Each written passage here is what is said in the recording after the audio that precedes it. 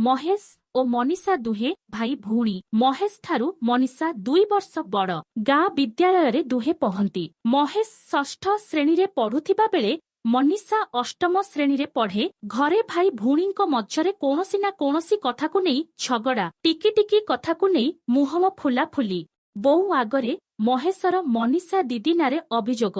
दीदी मोते या कहिला ता कहिला। दीदीर भल कलम आसीछि, मोर भल कलम नुहे। दीदीर भल ड्रेस, मोर भल ड्रेस नुहे। एमिति बहुत किछि आई मनीषार मध्य बोऊ आगरे महेश नामरे एका अभियोग। ट्यूशन जिबा बाटरे झगड़ा लगी सारंक पाखरे अभियोग तो केतेबेले स्कूल रु फेरिबा बाटरे झगड़ा लगी बोऊ पाखरे अभियोग। छोट छोट कथारे झगता रागरे मनीषा कहि पकाए, जा ए वर्ष मु तो हातरे राखी बांधिबिनी। महेश भी कहिला, मु भी तो ठारू राखी बांधिबी नाही। बापांको कानकू कथा गला। बापा जानती ना एमिति दुहे झगड़ा लागिबे। जणे जनकू न देखुले खोजा खोजी हेउथिबे।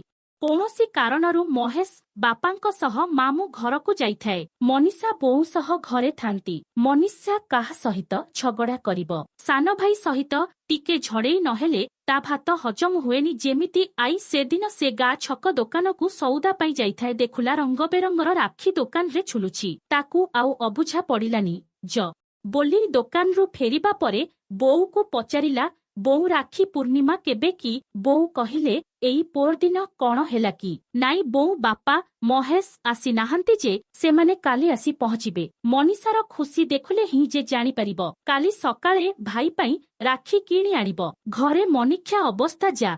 जेबेठू महेश जानिलानी राखी कथा सेबेठारू बापांकू घरकू जिबा कथा कहिलानी। ढाली जिबा आजी जिबा कथा बापा कहुथांती, हेले कौनसी कारण बसतः आसीपारू नाहांती। सबु काम सरिला रविवार दिन सकाळू घरकू जिबा कथा बापा कहिले। शनिवार रातिरे महेश आखरे निद नाही आई केमिति सकाळ हेबो से घरकू जिबो। समान दशा मनीषार मध्य। सकाळ केमिति हेले भाई पाई राखी किणिबो। परदिन सकाळू मनीषा निज पकेट मंदिरु संचित करिथिबा टंकारे भल राखी ओ मिठा किणी आनिला। भाई बाटकू चाहि रहिला, भाई केतेबेले आसीबो। बेळ बुडी संज हेबाकू बसिलाणी तो बापा भाईंकर देखा नाही। मने मने ठाकुरंकू डाकुथाए, मो बापा भाई सकुशले केमिति घरे पहुंचिबे। मनीषा व्यस्त होई बोऊ को पचारिला, बोऊ तू ठीक से जानिछु तो आज आसीबे बोली? बोऊ कहिले, सेमाने तो सकाळू बाहारी आसिलेणी, एते डेरी कौन हेला? किछि समय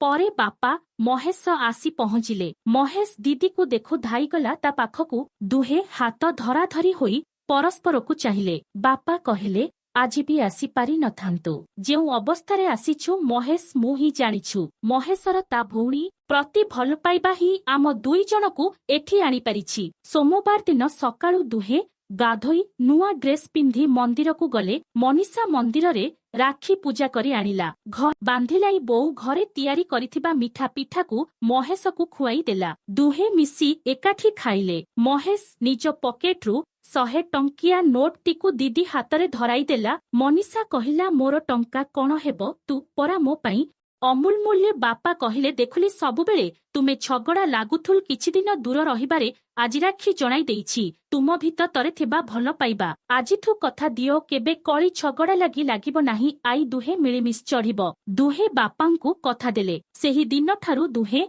केबे भी कଳି झगता करंतिनी। एकाठी सांग होई स्कूल जांती। सेही दिन ठारू ना सारंक पाखकू किछि अभियोग आसे, ना घरे पाखकू